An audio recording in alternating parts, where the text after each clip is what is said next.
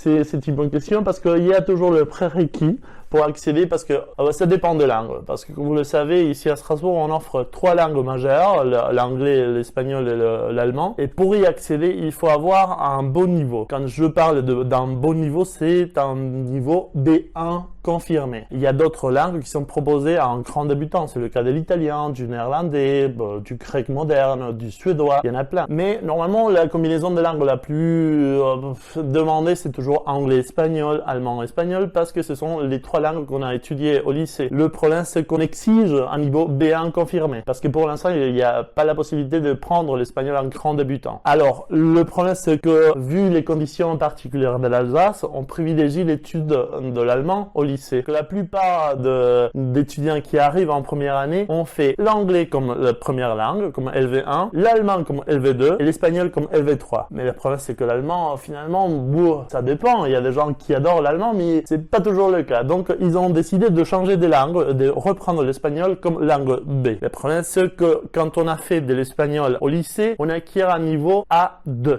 confirmé. Alors qu'on exige à l'entrée un niveau B1.